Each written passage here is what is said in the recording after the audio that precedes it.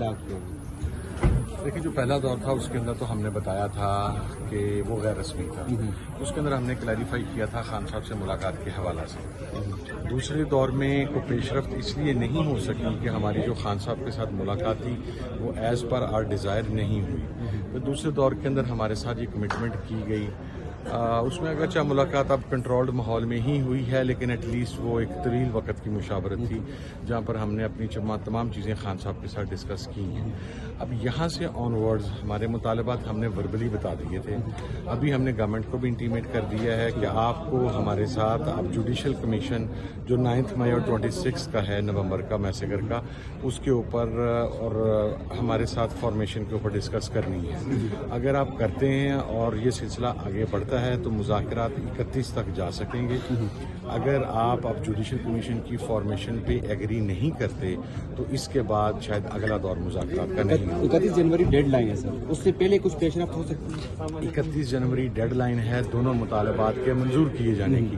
ابھی ہم نے ان سے کہا ہے کہ مذاکرات کے اوپر آپ ایک قدم تو بڑھائیں نا، جوڈیشل کمیشن کی فارمیشن کریں، لیکن اگر تیسری میٹنگ کے بعد بھی جوڈیشل کمیشن کی فارمیشن نہیں ہوتی تو پھر تو ہم 31 تک جانا بھی سمجھتے ہیں کہ اس کا کوئی فائدہ نہیں۔ آپ دونوں مطالبات ریٹن فارم میں دے رہے ہیں سر؟ جی دونوں مطالبات ریٹن فارم میں۔ سر آپ ایک پھر حکومت کیوں نہیں آگے بڑھ رہی؟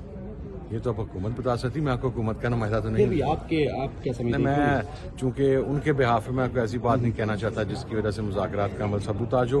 یہ میرا خیال ہے کہ حکومتی مذاکراتی کمیٹی کا رکن اس سوال کو ایڈریس کرے تو زیادہ بہتر۔ سر ایک عرصے سے آپ کوشش کر رہے تھے عمران خان صاحب سے ملاقات کرنے کی، حکومت پہ تنقید بھی ہوئی یا صادق صاحب پہ، لیکن ایک دم اتوار والے دن دروازے کھلتے ہیں، تو ایک دم ایسا کیا ہوا تھا کہ دروازے کھل کے اور ملاقات ہو گئی؟ دیکھیے جی ہمیں تو نہیں پتا، جو تنقید کی گئی تھی وہ حکومت پر کی گئی تھی۔ ہم نے یا صادق صاحب واز اے فیسیلیٹیٹر بیسیکلی، وہ بیرون ملک تھے۔ حکومت کی کمٹمنٹ سی 2 سے 3 دن میں ملاقات کروا دیں گے، حکومت نہیں کروا سکی، تقریباً 10 دن کا ڈیلے ہوا۔ اب ہمیں تو ہفتہ اور اتوار کی درمیانی شب رات 2 بجے کے قریب آگاہی ہوئی، اسی وجہ سے سلمان اکرم راجہ اور حامد خان صاحب بھی نہیں پہنچ سکے چونکہ فوگ تھی۔ میں خود فیصل آباد سے خود 9 گھنٹے کی مسافت کر کے پہنچا، اور جس وقت میٹنگ ختم ہوئی تو سلمان اکرم راجہ صاحب اس وقت اسلام آباد انٹر ہو رہے تھے۔ اب کیا ایسی وجہ تھی یہ تو حکومت ہی بتا سکتی۔ پیغام سر کس نے دیا تھا ملاقات کا، آگاہی کس نے دی تھی؟ اسپیکر چیمبر کی طرف سے ہی آگاہ کیا گیا تھا کہ آپ کی ملاقات ہے، اور ہم بڑا اسٹرکٹلی اکارڈنگ ٹو جو ٹی او آرز ہم نے سیٹ کیے ہیں کمیٹی میں اس کے مطابق چلتے ہیں۔ ہماری طرف سے جو بھی گفت و شنید ہے، حکومتی مذاکراتی کمیٹی ہو یا اسپیکر آفس ہو، اس کے ساتھ اسد کیسر صاحب اور اس کمیٹی کے جو سربراہ ہیں leader of the opposition Omar Ayub صاحب ہی کرتے ہیں۔ اچھا سر، یہ پیپلز پارٹی جو ہے وہ کہیں نہ کہیں حکومت سے ناراضگی ان کی شو ہو رہی ہے۔ وہ انہوں نے کہا کہ سکھر سے کراچی تک جو موٹر وے بنا ہے اس پہ ہمیں 5% ملا ہے، اور آج جو آدھے گھنٹے کا اجلاس ہوا تو اس کے اوپر بھی نبیل گبول صاحب کی میں بات کر رہا ہوں، تو وہ مطلب حکومت سے ناراض ہیں، وہ کہہ رہے ہیں کہ ہمارا اتحاد پتہ نہیں کب ٹوٹ جائے۔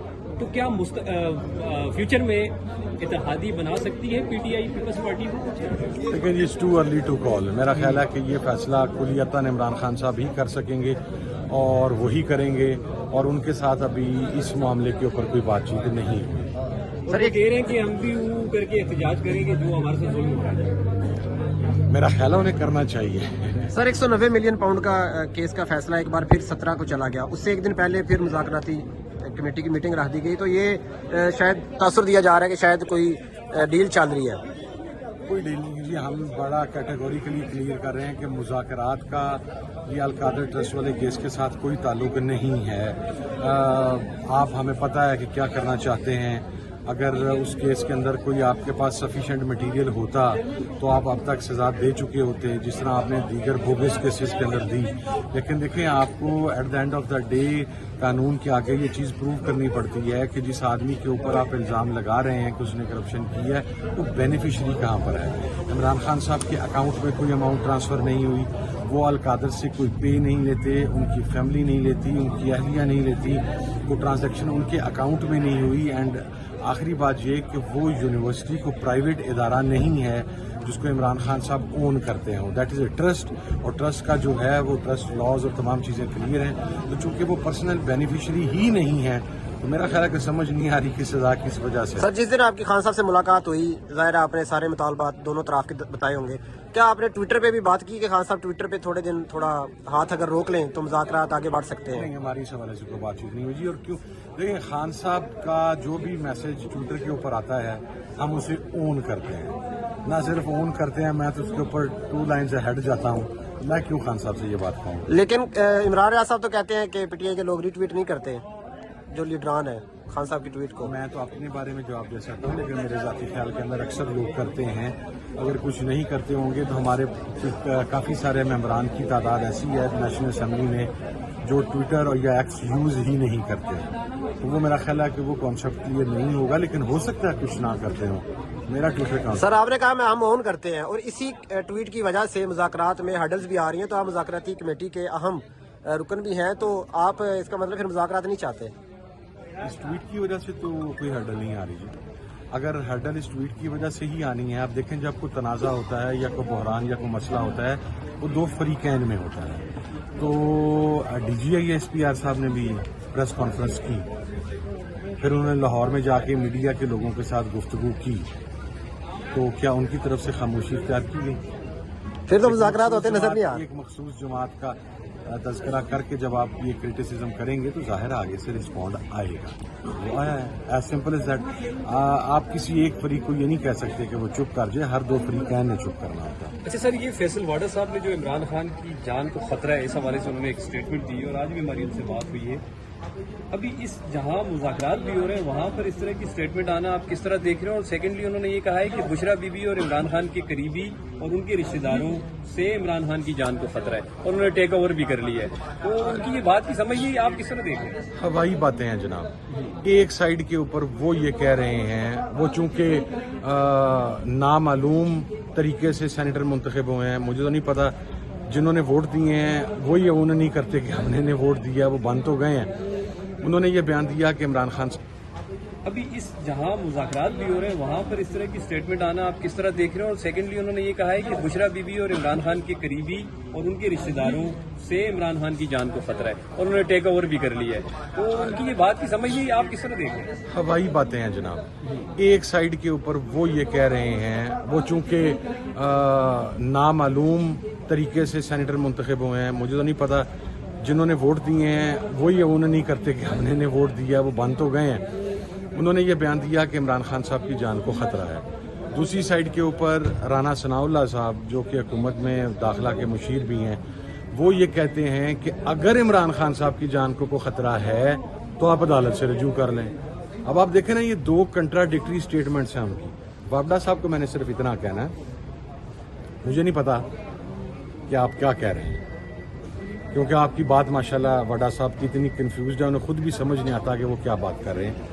لیکن اگر عمران خان صاحب کو کچھ خدا نہ خاصہ اللہ نہ کرے کچھ ہوتا ہے تو سب سے پہلے وفدا صاحب اور پھر جنہوں نے ان کو یہ پیغام دلوایا وہی رسپانسیبل ہوں گے. اب وہ وقت گزر گیا سر. دوسری بات, وفدا صاحب کہتے ہیں خطرہ ہے, مشیر داخلہ کہتا ہے کہ اگر کوئی خطرہ ہے تو پی ٹی آئی رجوع کر لے. سر ساتھ وہ یہ بات بھی کر رہے ہیں کہ میں ان کی جان بچاؤں گا. کون؟ فیصل واڈا صاحب یہ کہہ رہے ہیں کہ عمران خان کی جان ہم بچائیں گے, ان کی جان کے ساتھ ہم کسی کو کھیلنے نہیں دیں گے اور نہ ہم افورڈ کر سکتے ہیں. سر جان کا مالک پتہ کون ہے؟ اوپر رب ہے. اگر اللہ تعالیٰ نے جان بچانے کی جو استعداد ہے وہ انسان کے ہاتھ میں رکھی ہوتی نا تو بھائی جی مرد ہی کوئی نہ.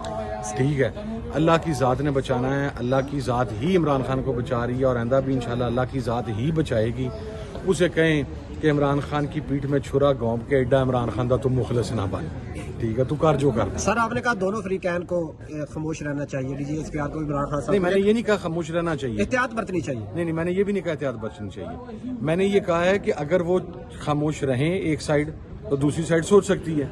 تب اگر ایک سائڈ ہی خاموش رہنے کے لیے تیار نہیں تو پھر دوسری سائڈ کو تو آپ یہ بات مشکل میں تو خان صاحب ہے نا, کیا آپ سمجھتے ہیں فوج مشکل جیل میں ہے پی ٹی آئی کے؟ آپ جیل میں اسے ملے نہیں ہیں, آپ جا کے اسے جیل میں دیکھیں گے, وہ ہم سے زیادہ فٹ ہے, ہم سے زیادہ موٹیویٹڈ ہے, ہم سے زیادہ جذبے کے اندر ہے, ہم سے زیادہ اسٹرینتھ کے اندر ہے تمام لوگوں سے.